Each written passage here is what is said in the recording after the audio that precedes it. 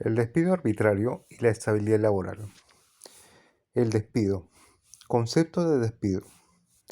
El maestro Guillermo Cabanellas señala que el despido es un derecho potestativo que tiene el empresario para denunciar la relación laboral.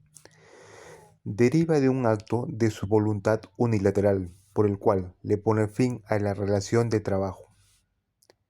También señala que tal derecho del empresario no es absoluto, pues está sometido a una serie de limitaciones, de tal forma que cuando la rescisión de contrato de trabajo se produce sin causa alguna o justificada, o ésta no se aprueba, el autor de la ruptura de contrato debe las indemnizaciones que la ley establece. A la libertad de denunciar unilateralmente el contrato de trabajo se han introducido limitaciones originadas en la doctrina francesa con la teoría de absoluto del derecho, las cuales han llegado a alcanzar determinada expansión. Manuel Alonso García define el despido como el acto unilateral de la voluntad del empresario, por voluntad del cual éste decide poner fin a la relación de trabajo. Se trata entonces de una ruptura unilateral, en la cual poco importa en principio que exista causa para tal ruptura. En tal caso, estamos ante un supuesto en el cual el empresario decide romper el vínculo que lo liga al trabajador.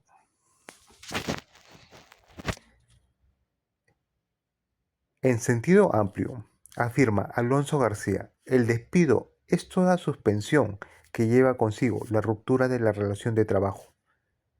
En sentido estricto y rigurosamente técnico, por despido debe entenderse solamente aquella extinción que se produce por voluntad unilateral del empresario, exista o no causa justificada.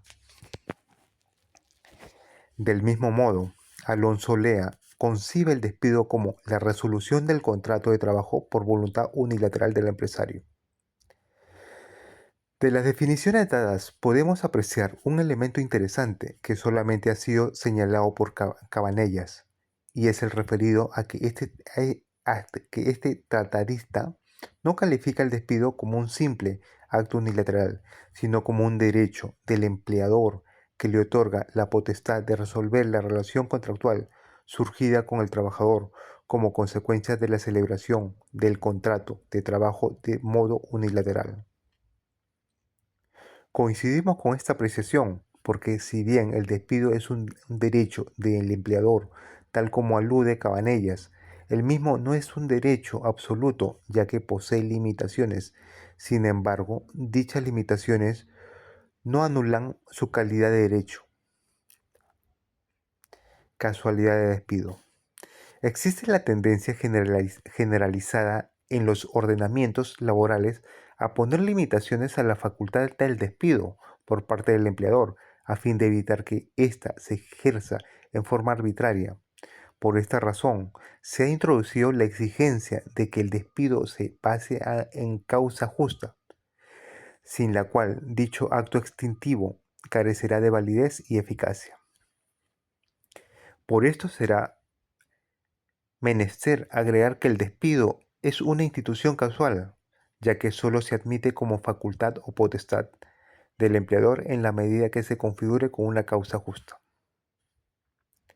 De este modo, el ordenamiento relaciona frente a un despido que no se funde en una causa justa con la consecuencia alternativa propia de la antijuricidad, es decir, bien decretada la ineficacia o nulidad del despido, con la consecuencia readmisión del trabajador despedido. O bien, adicionando al acto consecuencias anormales no queridas por el empleador, es decir, sanciones configuradas como indemnizaciones, compensatorios o punitivas a favor del trabajador. Aplicando al contrato de trabajo las reglas generales sobre los contratos con obligaciones recíprocas, un primer núcleo de las causas del despido se constituye en torno a la resolución por incumplimiento por parte del trabajador de sus deberes, lo cual faculta al empleador a resolver el contrato de trabajo. El despido basado en este incumplimiento se explica a través del poder disciplinario del empleador y constituye la sanción laboral más grave que puede imponer el empresario. Las causas del despido varían en cada ordenamiento. A modo de ejemplo, en el ordenamiento español, Montoya Melgar presenta las siguientes causas: despidos por incumplimiento culpable y graves del trabajador, despedido disciplinario; despidos por circunstancias objetivas, defectos no culpables de la aptitud del trabajador y necesidades de funcionamiento de la empresa; despidos por causas económicas o tecnológicas, despidos por crisis; despidos por fuerza mayor. La afirmación de la casualidad como el elemento característico del despido no debe entenderse como la anulación de la voluntad del empleador en tanto origen del acto extintivo, pues los diferentes tipos de causas contempladas en cada ordenamiento no operan en forma automática, provocando por su sola existencia la extinción de la relación de trabajo, sino que actúan como supuestos habilitantes o legitimadores para que dicha voluntad se manifieste mediante el despido del trabajador. De lo antes mencionado, se desprende que antes la sola presencia de una causa justa de despido es siempre la voluntad del empleador lo que decidirá la extinción de la relación laboral fundada en dicha causa, ya que al margen de ella dicha voluntad carecería de legitimidad y eficacia. Clases de despido. Respecto a la clasificación de despidos, nos permitimos citar las clasificaciones efectuadas por la tratadista Manuel Alonso García, quien clasifica el despido del siguiente modo: por la existencia o no de causa, despido causal o justificado. Se da una consecuencia de la realización de determinados actos a los que se atribuye fuerza suficiente desde el punto de vista jurídico para que la relación pueda ser resuelta por el empresario. Dentro de este grupo hay que distinguir a su vez entre despido fundado en una causa dependiente de la voluntad del trabajador, o más exactamente, en incumplimiento por éste, que de conformidad con la naturaleza de las obligaciones recíprocas, otorgar al empresario la disponibilidad de resolución. Despido fundamentado en causa independiente de la voluntad del trabajador, pero cuya existencia determina la imposibilidad del cumplimiento de la presentación, no la simple mera exceptiva onerosidad de la misma. Despido no causal o injustificado, también denominado por la doctrina como resolución ad nutum, que se da por el simple ejercicio del poder empresarial. Si bien hay que considerar al respecto la postura que niega la posibilidad de reconocer por los propios supuestos sobre los cuales el problema se plantea. La figura de la resolución ad nutum en la relación laboral. Por la naturaleza de los hechos determinantes del despido individual, en el que no define la significación del mismo el hecho de efectuar a un solo trabajador, sino el que la causa que lo produce lo es en cuanto afecta al trabajador o trabajadores despedidos aisladamente, singularmente. A su vez, los despidos individuales pueden serlo por causas que supongan incumplimiento del trabajador, lo que la doctrina conceptúa como despidos disciplinarios, o por causas o hechos independientes de la voluntad de los sujetos de la relación, despidos de fuerza mayor. Colectivo, caracterizado por producirse o consecuencia de hechos que van referidos al trabajador, no en cuanto individuo aisladamente, considerando sino en cuanto grupo o colectivo. Por la forma de manifestarse. Existen diversas formas para que el empleador manifieste el despido, las cuales pueden concretarse de la siguiente manera: expreso, el cual se da en virtud a un acto formal de notificación, mediante el cual se hace saber al trabajador la voluntad empresarial de dar por terminada la relación, pudiendo dentro de esta Formar expresa hablarse de notificarse verbal o escrita. Tácito. En este caso, el despido ha de deducirse de hechos que, sin consistir en la recepción de la notificación, impidan claramente la ejecución de la prestación al trabajador y revelar la intención empresarial de resolver la relación. Por los efectos que le atribuye el ordenamiento jurídico, nulo. Se entiende por despido nulo aquel que se produce incumpliendo los requisitos formales exigidos a efectos de llevarse a cabo, independientemente de que exista o no causa justa. El efecto inmediato de la nulidad es la penalidad que se impone al empleador de readmitir al trabajador en su puesto de trabajo, además de abonarle los salarios correspondientes a los días transcurridos desde la fecha de despido hasta producir la readmisión.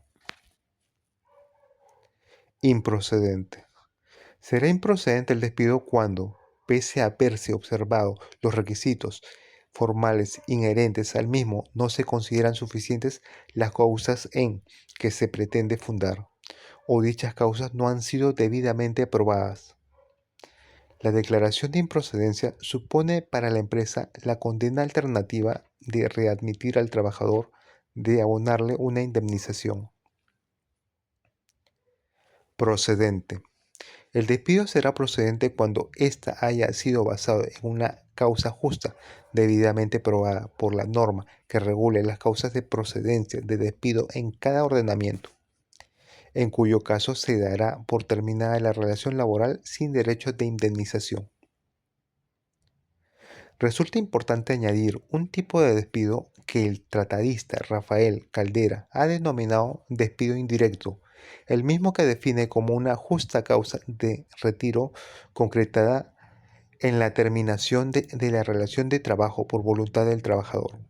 Según este autor, constituye despido indirecto la modificación impuestas por el empleador sin consentimiento del trabajador que enerven en forma sustancial las condiciones de trabajo.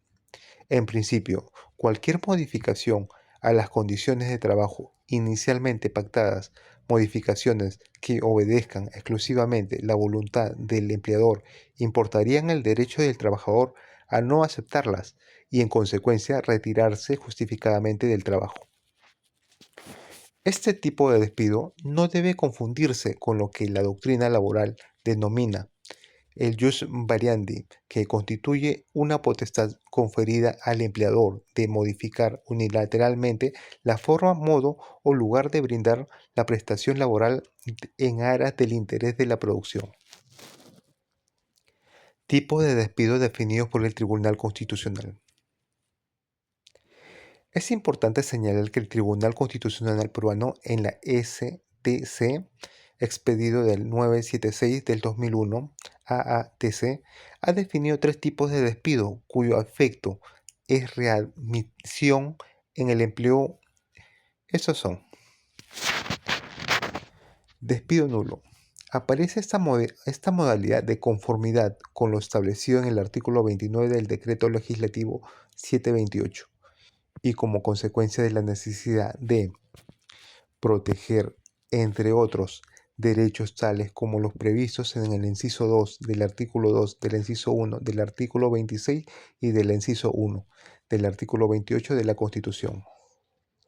Se produce el denominado despido nulo cuando se despide al trabajador por una mera condición de afiliado a un sindicato o por su participación en actividades sindicales. Se despide al trabajador por una mera condición de representante o candidato de los trabajadores o por haber actuado en calidad de tal. Se despide al trabajador por razones de discriminación derivadas de su sexo, raza, religión, opción política, etc. Se despide al trabajador por su condición de embarazo, siempre que se produzca en cualquier momento del periodo de gestación o dentro de los 90 días posteriores al parto. Se despide al trabajador por razones de ser portador de SIDA, causal incorporada por la ley número 26626. Se despide al trabajador por razones de discapacidad. Ley 27050. Despido incausado.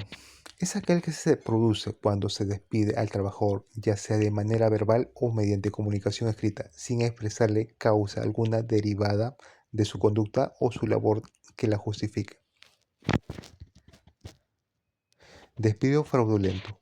Se denomina como despido fraudulento cuando se despide al trabajador con ánimo perverso o auspiciado por el engaño de manera contraria a la verdad y a la rectitud de las relaciones laborales, aunque cuando se cumpla con impugnar una causa objetiva y se cumpla con el procedimiento. Ejemplo, se despide al trabajador imputado, hechos notariamente inexistentes, falsos, imaginarios o una falta no prevista legalmente, vulnerando de esta manera principios de tipicidad. Será también despido fraudulento aquel que se produzca con vicio de voluntad o fabricación de pruebas. En estos supuestos, al no existir una causa justa de despido real, la situación es equiparable al despido sin invocación de causa, razón por la que el acto deviene en lesivo del derecho constitucional del trabajo. Como comentario final a lo señalado, debemos manifestar que el tipo de despido justificado en causa imputable al trabajador o en factor externo no imputable a la voluntad de las partes, pero cuya existencia determina la imposibilidad del cumplimiento de la prestación laboral, dará lugar a la procedencia del despido, determinando la cesación definitiva de la relación laboral. Contrariamente, el tipo de despido no motivado en causa alguna y que responde al ejercicio de la voluntad unilateral del empleador por el simple hecho de querer poner fin a la relación laboral, se constituye como el denominado despido arbitrario, contemplado por el inciso B del artículo 34 del Decreto Supremo número 003/97-TR, texto único ordenado de la Ley de Productividad y Competitividad Laboral. La viabilidad de este tipo de despido en nuestro ordenamiento genera la investigación propuesta en el presente trabajo. La protección frente al despido arbitrario. La evolución histórica jurídica de la protección frente al despido. El derecho laboral tiene como justificación de su existencia la protección del trabajador en su situación de desventaja frente al poder del empleador. Es decir, se constituye como un mecanismo de nivelación en la relación contractual a nivel laboral. En tal sentido, es necesario que el ordenamiento laboral cumpla con su rol protección del trabajador. Uno de los dos temas importantes respecto a la protección que merece todo trabajador es la protección frente al despido, ya que su inexistencia no garantizaría en el pleno ejercicio de uno de los elementos sustanciales del contenido del derecho de trabajo, el cual es el derecho a la permanencia en el empleo, lo cual ya no se ha analizado en un capítulo anterior. Por tal razón, el legislador laboral ha rodeado al despido de exigencias y formalidades que garanticen al trabajador una protección adecuada frente a ejercicios de ese poder unilateral que posee el empleador y que le permite dejar sin efecto la relación laboral, incluso en forma intempestiva. Al grado de protección deseado se ha llegado luego de una evolución, la misma que ha tenido altibajos debido a la presencia de intereses entre empleadores y trabajadores acerca de la regulación legal de la extinción del contrato de trabajo. Estas divergencias, en algunos casos, se resolvieron con fórmulas legislativas conciliadoras entre los principios de libertad contractual o de empresa de un lado y de estabilidad en el empleo o continuidad del otro. Debe precisarse si bien a lo largo del tiempo se ha producido una evolución de los niveles de protección frente al despido, lo cual llevó a su punto cúspide en la formulación del Convenio 158 de la OIT en el año 1982. Debe indicarse que actualmente, como consecuencia del proceso de flexibilización del derecho de trabajo, resulta difícil sostener el carácter evolutivo del proceso. Al respecto, cabe citar la tratadista Arturo Brunstein, quien señala en el contexto de la flexibilización, es común que se argumente que las posibilidades de adaptación rápida tropiezan con una reglamentación de trabajo que establece un sistema de protección frente a los despidos que dificulta e inclusive imposibilita la movilidad de la mano de obra. Para solucionar esta rigidez, se preconiza la flexibilización de la contratación laboral, que en términos realistas se pudiera traducir por la expresión mayor facilidad para despedir. Desde el punto de vista de que el despido importa la expresión de un poder que se le reconoce al empleador, debe manifestarse que existen tres dichos poder, los cuales son los siguientes. El despido, poder absoluto. El despido, poder limitado. El despido, poder excepcional. El despido, poder absoluto. Previamente a la etapa de formación del derecho de trabajo, cuando aún se habían definido los principios e instituciones de esta disciplina jurídica, las relaciones laborales se encontraban regidas por un derecho civil o derecho comercial y se solían encuadrar en la figura de arrendamiento de servicios. Así, el contrato de trabajo podía ser resuelto en cualquier momento por decisión de cualquiera de las partes. Esta concepción, que se basaba en el principio de autonomía de la voluntad y en la igualdad entre las partes, permitía al empleador despedir al trabajador sin formalizar alguna ni obligación de resarcimiento por ruptura contractual, despido ad nutum. Este despido ad nutum ha de entenderse como un ejercicio de poder empresarial sin limitaciones de ninguna clase, sin límites causales, de modo que pudiera ser despedido el trabajador en cualquier momento y sin alegación de causa alguna, sin limitantes formales, de manera que el despido pudiera realizarse sin necesidad de someterse a reglas o normas formales determinadas, y sin límites en los efectos, consecuencias, de suerte que la resolución no arrastre consigo la obligación empresarial de indemnizarse daños y perjuicios. Este tipo de despido posibilita el cese del trabajador en forma absoluta, discrecional e incausada, por lo que no es posible formular un cuestionamiento a la licitud del despido, ya que el ejercicio de la potestad por parte del empleador que le permite cesar al trabajador estaba reconocida por el ordenamiento, razón por la cual la decisión adoptada a través de la cual se despedía al trabajador no podía ser revisada en sede judicial ni administrativa. Los perjuicios que podrían originarse en el trabajador como consecuencia de la medida adoptada por el empleador tendrían que ser asumidos íntegramente por él, sin posibilidad de resarcimiento alguno. Este sistema regió en el Perú hasta la dación de la Ley 4916 del 7 de febrero de 1924. El despido por limitado. Poder limitado.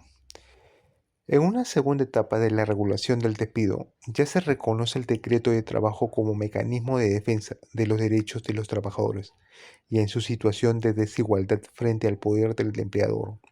Justamente, una de las manifestaciones en pro de dicho equilibrio se proyectó sobre la cesación del vínculo laboral, en particular sobre el despido, con el objeto de proteger el empleo del trabajador, limitando por ello el poder extintivo del empleador.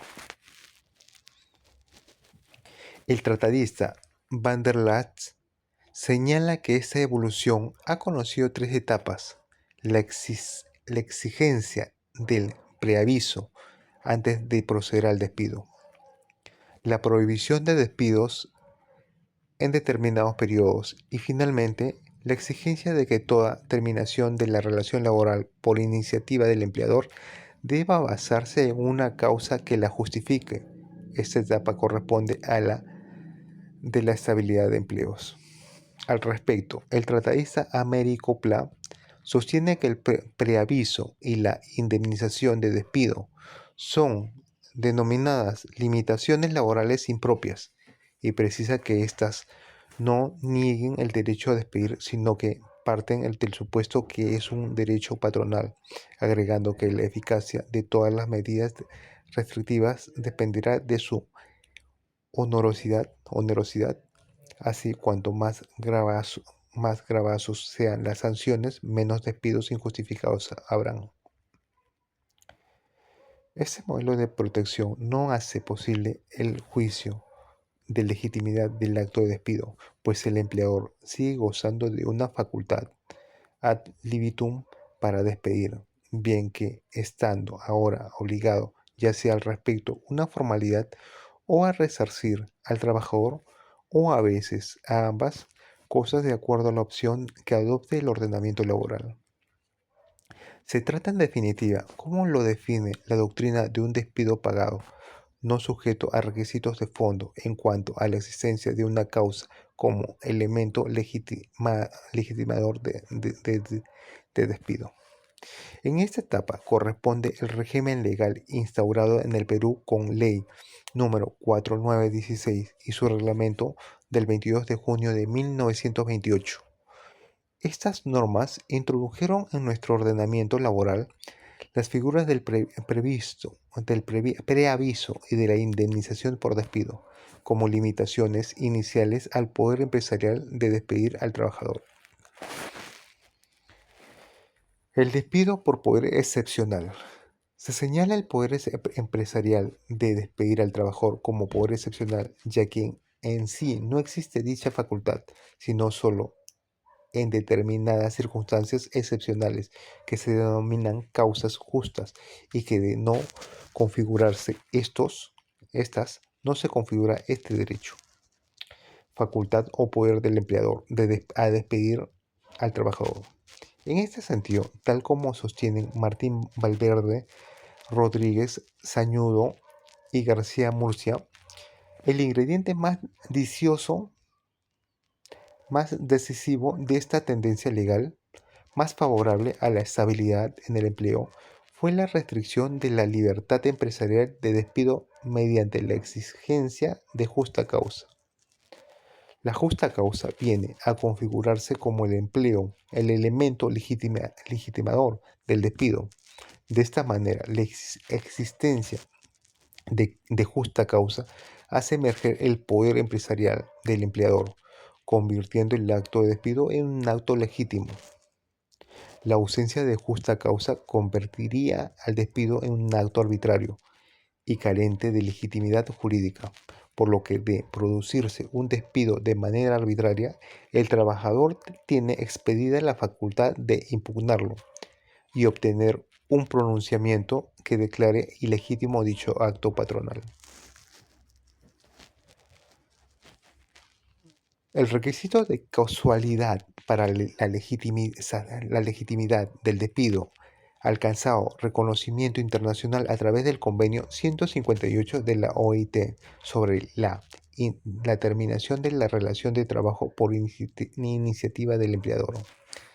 El artículo 4 de dicho convenio dispone que no se pondrá términos a la relación de trabajo de un empleador a menos que exista para ello una causa justificada. En virtud de esto, el empleador quedó impedido de poner términos a una relación laboral de manera unilateral arbitraria. En nuestro ordenamiento, la necesidad de que el despido se configure mediante una causa justa fue introducida por el Decreto Legislativo número 18471, promulgado el 10 de noviembre de 1970.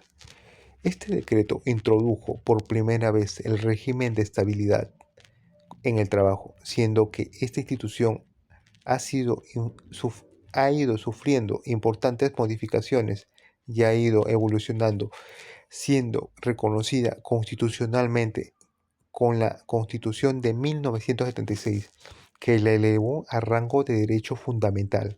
Más adelante, con la dación de la Constitución de 1993, el decreto a la estabilidad en el empleo sufrió un retroceso al suprimirse en esta carta toda referencia a la estabilidad en el trabajo, limitándose a señalar que la ley otorga al trabajador adecuada protección contra el despido arbitrario.